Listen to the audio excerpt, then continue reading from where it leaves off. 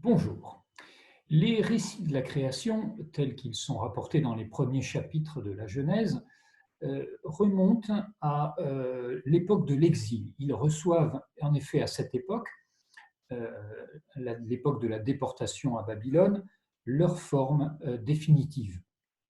Et c'est au moment de l'exil qu'Israël va comprendre que l'action salvifique de Dieu comme sauveur est universelle, qu'elle concerne non seulement le peuple élu, mais aussi les autres nations. Et cette prise de conscience va s'opérer également face à la découverte que d'autres peuples adorent d'autres dieux. Et donc, il y aura, à travers ces récits de la création, comme une occasion d'exprimer l'exclusion de quelque autre Dieu que ce soit pour rendre compte de la création et de son caractère universel. Alors, ces récits sont anciens, mais il y a plus ancien. Et on a donc une certaine antériorité de ces récits de la Genèse à travers des récits similaires qu'on peut appeler des légendes ou des mythes fondateurs, notamment au Moyen-Orient et en Égypte. Et on va voir que ces récits présentent des analogies intéressantes, notamment dans ce qu'on appelle la littérature suméro-akkadienne. Donc les Sumériens, le 3e millénaire avant Jésus-Christ, est une population très ancienne dans la région de la Mésopotamie, supplantée progressivement par les Akkadiens, avec 2 K, un peuple sémite donc. Et je voudrais citer 3 récits fameux par ordre chronologique. Le plus ancien s'appelle l'épopée de Gilgamesh. Gilgamesh reçoit dans ce récit en effet le secret d'une plante de vie qui procure l'immortalité. Mais une fois conquise par le héros, cette plante est dérobée par un serpent, ce qui va entraîner donc la mort de Gilgamesh. Il existe aussi dans cette épopée un récit de déluge dans lequel un certain Utnapishtim est sauvé des eaux grâce à un bateau qu'il a confectionné et dans lequel il y embarque, outre sa famille, mais il y embarque aussi des spécimens de toutes les espèces animales. Avec l'épopée de Gilgamesh, nous sommes en compagnie de quasiment la première œuvre littéraire de l'humanité, datée d'il y a plus de 3000 ans et écrite en cunéiforme. Le deuxième récit, c'est ce qu'on appelle le mythe d'Atrahasis au XVIIIe siècle avant Jésus-Christ. Dans ce mythe, l'humanité est créée par des dieux pour qu'elle s'occupe des tâches manuelles, donc qu'elle fasse les corvées. Et cette création est réalisée en mélangeant à de l'argile, donc Adama, l'argile, la chair et le sang d'un dieu. Donc c'est un mélange entre la terre et la substance d'un dieu. C'est un peu différent évidemment que ce que nous allons voir dans la Genèse. Et ce Dieu qui a été reconnu coupable et égorgé va donc servir de pâte pour créer les hommes. Mais les dieux trouvant ces hommes finalement encombrants, ils vont essayer de les détruire à travers un déluge. Et de nouveau, on trouve ce personnage d'Atrahasis qui parvient à construire un bateau et y embarquer sa famille, etc., etc. Il va survivre au déluge et finalement va obtenir des dieux l'immortalité. Donc nous avons également des éléments très intéressants et très évocateurs des récits de la Genèse. Et enfin, le poème babylonien Enuma Elish, qui signifie lorsqu'en haut, c'est le début du poème. Enuma Elish, composé quant à lui au XIIe siècle avant Jésus-Christ. Le mythe d'Atrahasis était composé au XVIIIe siècle avant Jésus-Christ, Enuma Elish au XIIe siècle avant Jésus-Christ. Et en fait, Enuma Elish décrit l'épopée du dieu babylonien Marduk, dans lequel se retrouve le thème notamment du chaos initial.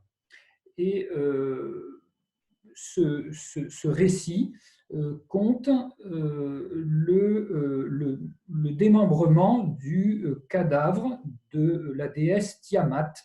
Et c'est ce démembrement qui va donner lieu tel membre à la voûte céleste, tel autre aux montagnes, etc.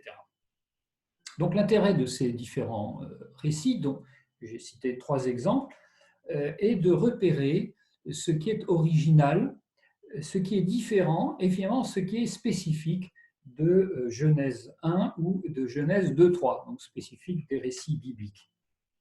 Au fond, les récits mythiques, on parle parfois de poèmes, mais il ne s'agit pas véritablement de poèmes, en tout cas dans la Bible.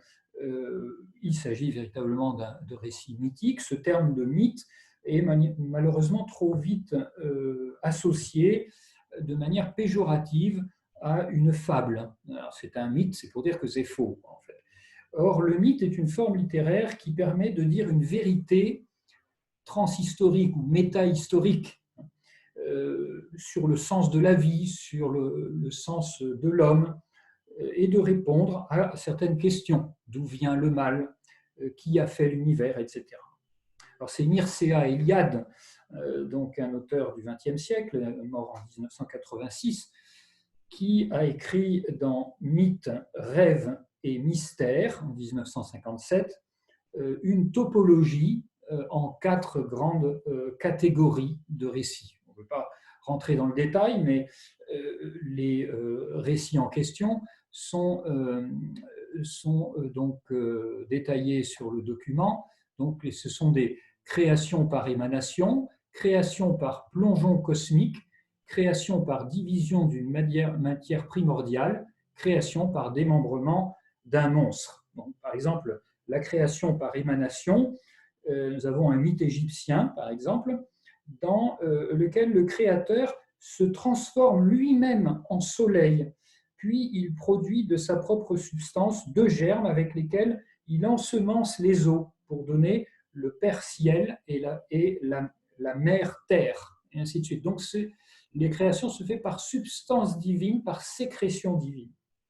Deuxième type de création, la création par plongeon cosmique.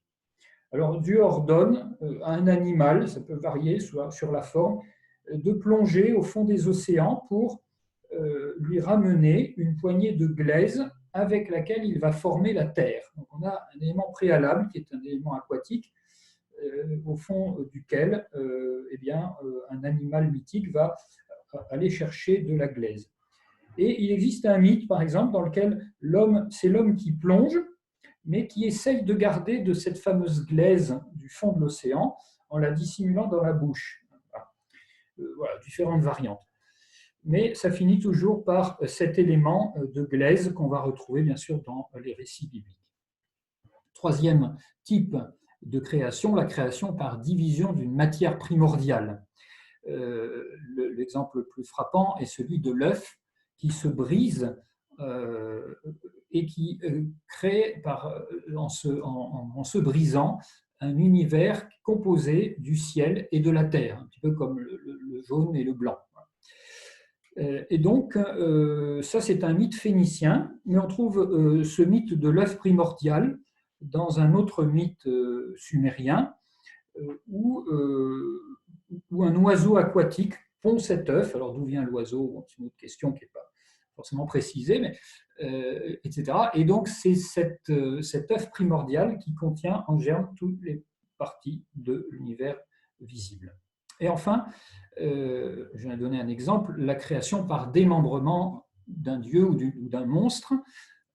On trouve ça, par exemple, dans l'hindouisme, dans le Veda, qui est un recueil de textes fondateurs de l'hindouisme. Par exemple, le sacrifice de Purusha, qui veut dire l'homme, qui est un géant primordial, qui va être démembré pour donner naissance, chacun de ses membres donnant naissance aux astres, à la terre, au vent, etc. Voilà, nous voyons à travers ces différents exemples combien les récits bibliques n'hésitent pas à emprunter des éléments antérieurs, mais peut-être, comme on peut le voir si on les serre de près, d'en saisir des choses tout à fait spécifiques et de voir comment la parole de la Bible va être à la fois originale, et cette originalité, elle ne se comprend que parce qu'on a une connaissance préalable, évidemment, des mythes auxquels elle fait un certain nombre d'emprunts.